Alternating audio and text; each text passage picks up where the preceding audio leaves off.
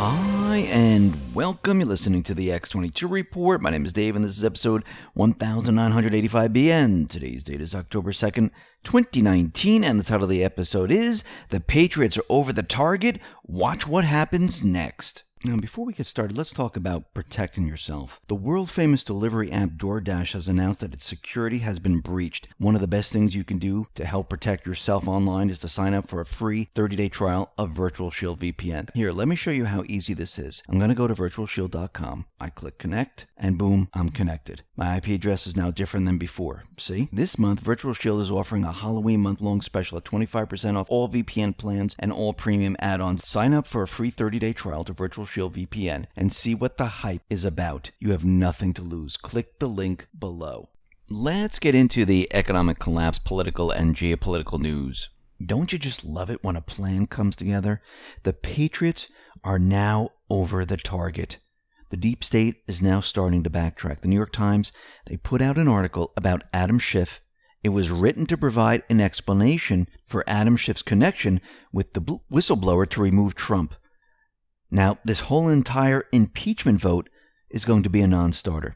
The facts are continually flowing out, and it is getting harder and harder for the deep state to make their case. Yes, the mainstream media is going to push this until the very end by repeating the propaganda, but when the dust settles, it'll be exactly like the Russian collusion, the obstruction witch hunt. But what has come out of all this? This has kicked the investigation into high gear, and now the people will be informed of what is going on. We'll be talking about this a little bit later in this report, but first, it seems that Representative Tlaib is being reviewed for potential campaign finance violations. The House Ethics Committee is reviewing potential campaign finance violations by Representative Tlaib. Back in March, she paid herself $45,500 from her campaign funds, $17,500 which was paid to Tlaib after the 2018 election. Now, an FEC spokesman said that a candidate can pay themselves after the general election only for activity that occurred up to the day of the election. Now, the Ethics Committee is reviewing these campaign fund payments to Tlaib. Now, the Office of Congressional Ethics has recommended an investigation into claims that Tlaib reimbursed herself from her campaign fund after the 2018 election, when she was no longer a candidate. While candidates, they are allowed to pay themselves a salary during the campaign, but you can't pay yourself after the election. And the payments were dated November 16th and December 1st. That was after the November 6th election date. So the Ethics Committee has about 45 days to announce whether the review has turned into a full investigation or to extend its review of Tlaib, and we'll have to see how that all plays out.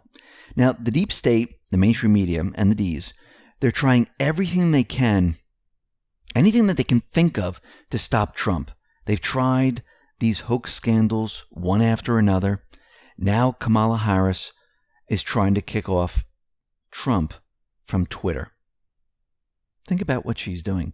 Why would she want to kick Trump off of Twitter? Because this is how he communicates with the people. She figured out that this is how he sends out the messages. And he sends out the truth. And guess what happens? Everyone starts to research. Well, we researched way before that, but he confirms everything as we move forward. And she has written a letter to Jack, and she's saying that he should be kicked off for abusing his power by using it to criticize the so-called whistleblower whose complaint triggered an impeachment inquiry into Congress. Well, first of all, there is no impeachment right now. You have to have a vote for that. Second of all, this whistleblower is not even a whistleblower. This is a leaker who has been working with the House and the CIA, which we'll be talking about in a little bit. And we need to remember, the mainstream media, the deep state, the Ds, they've been trying to impeach Trump since 2016. Now, Newsbusters, they put out this compilation of all these different news reports, starting from 2016, going all the way to 2018. And this is 35 straight months, even before Trump took office. the media began impeachment obsession. And just like everything else they tried, it has failed. There are no crimes, there's no misdemeanors, they have nothing. Their plan has failed and backfired. Now, it's the Patriots' turn to drop the hammer on them. All this talk of impeachment is just that. It is talk. There is nothing there. They had the impeachment vote 3 times. This is going to be their 4th. And do you think those individuals are going to say, yeah, let's do it? Now, what's very interesting is there are a lot of mainstream media, Hollywood folk, Twitter users, Facebook users. They're putting out these polls to show everyone that America is behind impeachment. Now, Rosie O'Donnell, she has a very big following. And she put out this poll, and I placed this on my Twitter account, and other people like Praying Medic and Joe M. from Storm is Upon Us, Lisa Crowley, and many, many others. I mean, there's just a huge amount. We all started to put it on our Twitter accounts. And when it first was introduced to all of us, the hell knows that, let me just read the question first. Should Trump be impeached? And it said, hell no and hell yes. Hell yes was like 51%, and hell no was like 42 or 44%, something like that. And the number of retweets was around 12,000 or something. When the final results came up, and the number of votes was around 100,000 approximately. When all was said and done, the final results were 23,000 retweets, 272,000 votes. And should Trump be impeached? Hell no was 58%. Hell yes was 42%. Think about this. The country is speaking up. Yes, her following, when she was putting out the poll, said one thing.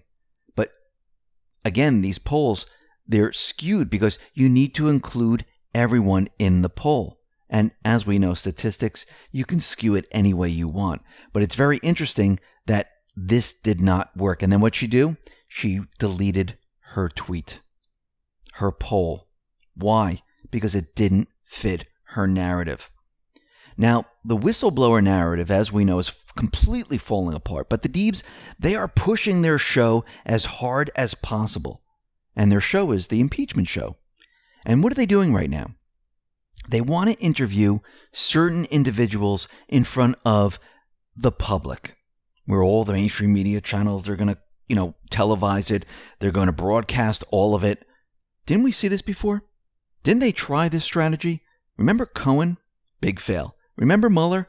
Big fail. Remember Lewandowski? Big fail. Now they want Rudy Giuliani. They want him in front of Congress.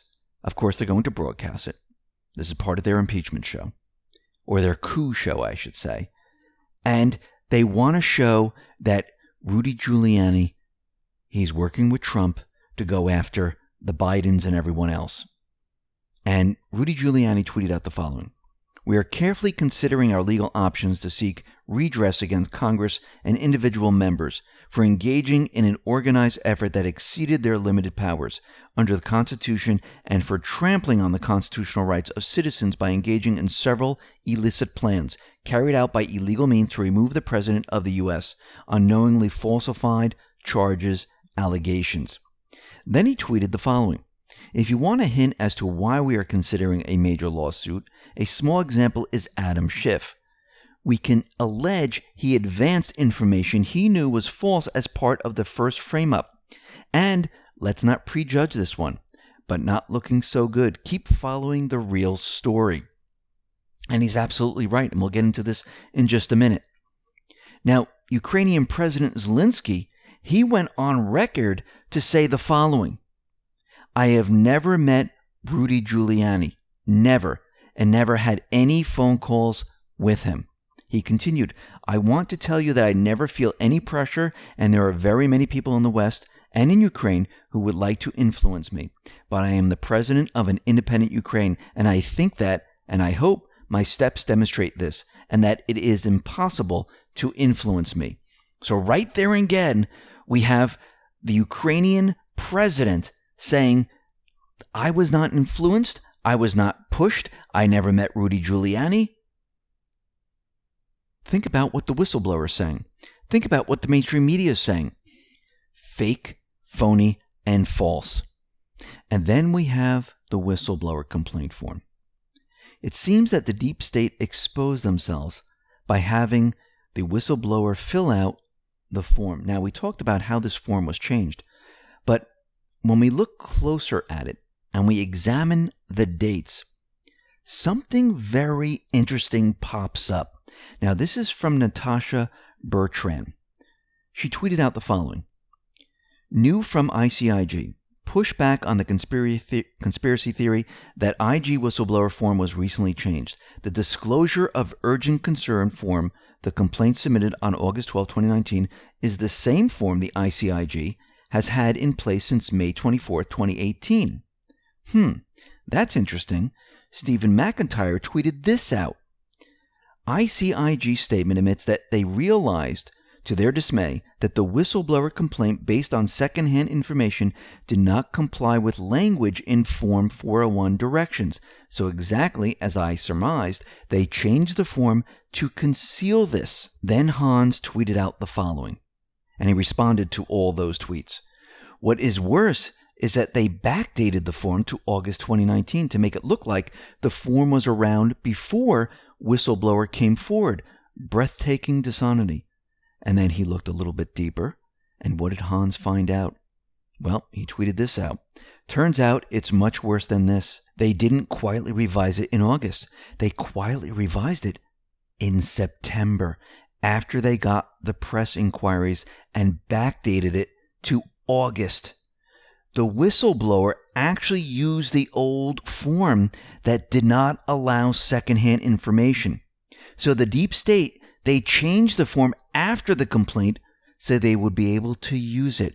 They were just caught. Boom. Trump tweeted out the following.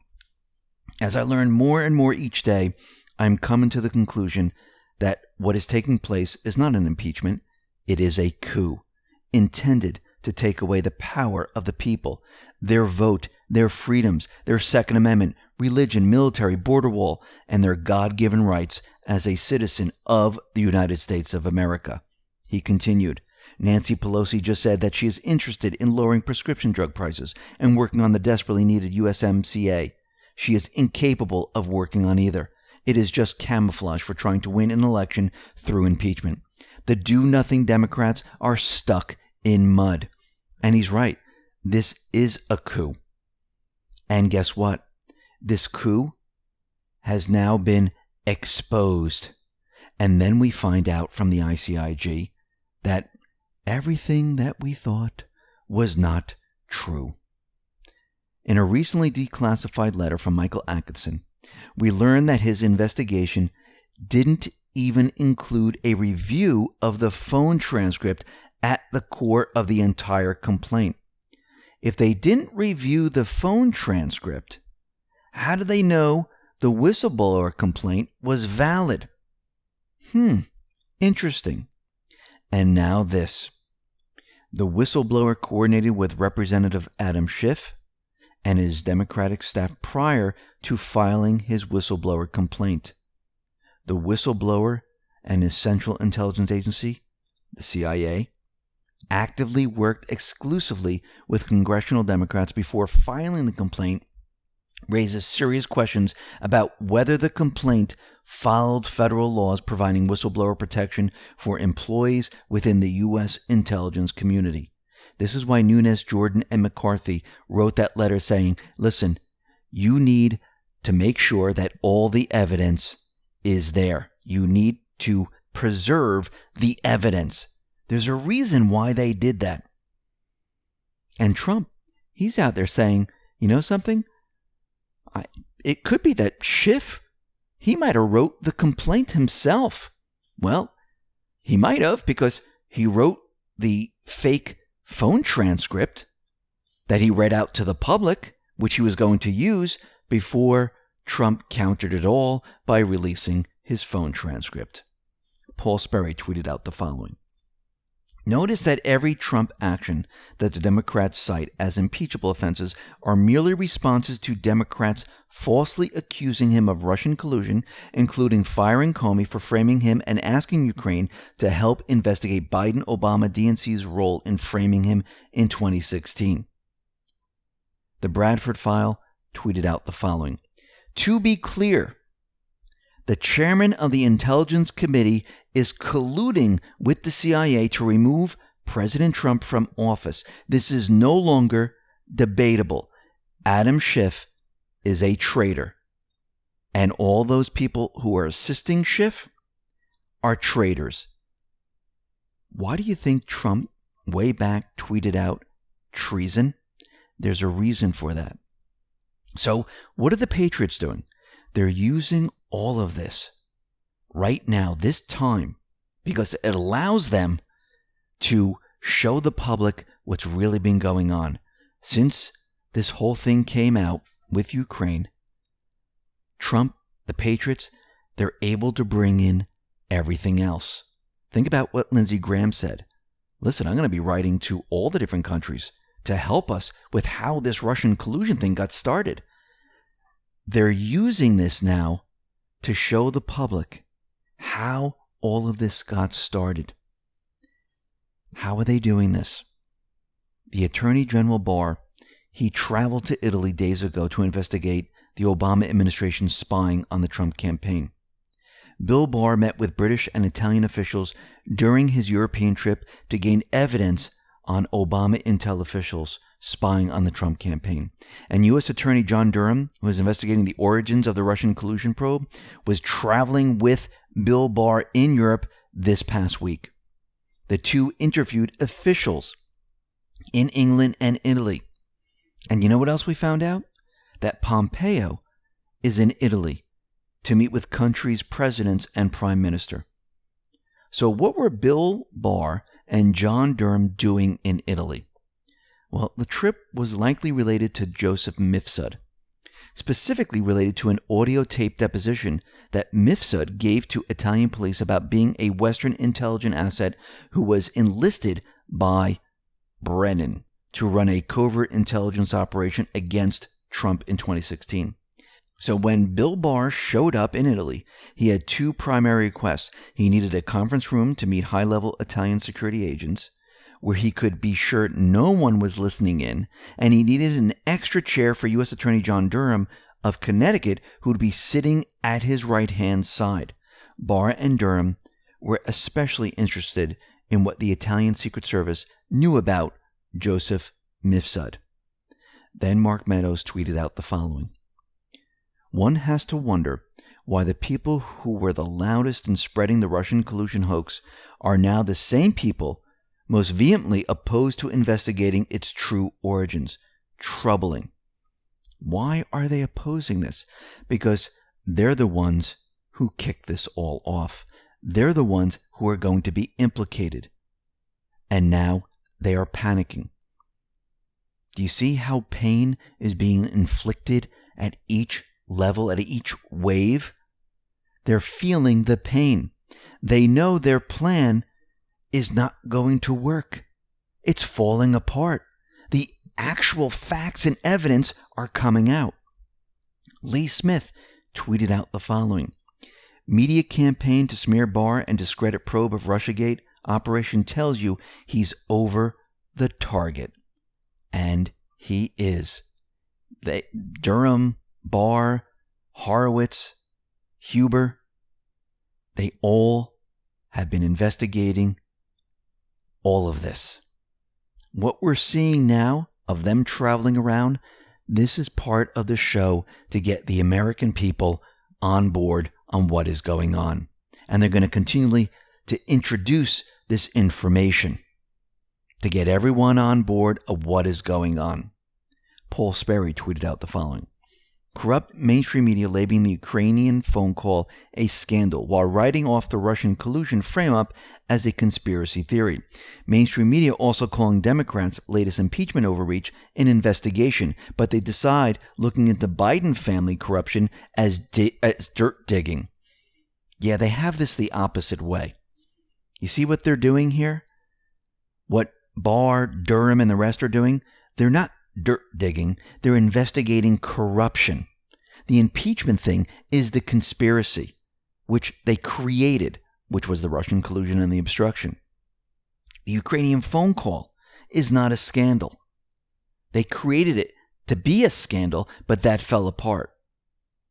Now, Trump was giving a press conference today, and he said something to the mainstream media and to the country so everyone could hear. And boy, this really hit the target head on. Take a listen to what Trump said. Thank you, sir. What about Mr. Biden? What did you want about Biden? What did you want him to look into on Biden? Look, Biden and his son are stone cold crooked, and you know it. His son walks out with millions of dollars. The kid knows nothing. You know it, and so do we. Go ahead, ask a question. And all I have to say to this is, boom. Really think about it. Who's on the offensive? Trump is. All these mainstream media reporters, the deep state, the CIA, and all the rest, they're going to start defending all of this.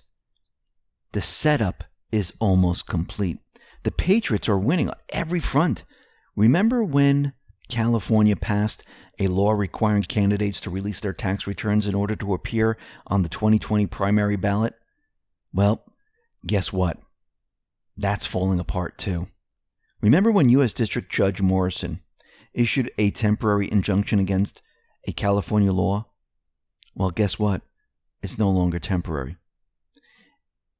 Judge Morrison released a written opinion and argued the law signed by Governor Gavin Newsom violated the Presidential Qualifications Clause contained in Article 2 of the U.S. Constitution and violated the Constitution's Equal Protection Clause as set forth in the 14th Amendment. England wrote that while he finds California's concerns about seeing a candidate's tax returns legitimate and understandable, it violates the U.S. Constitution. Boom! Another win for Trump. Trump tweeted out the following. I won the right to be presidential candidate in California. In a major court decision handed down yesterday, it was filed against me by the radical left governor of that state to tremendous media hoopla. The victory, all caps, however, was barely covered by the fake news. No surprise.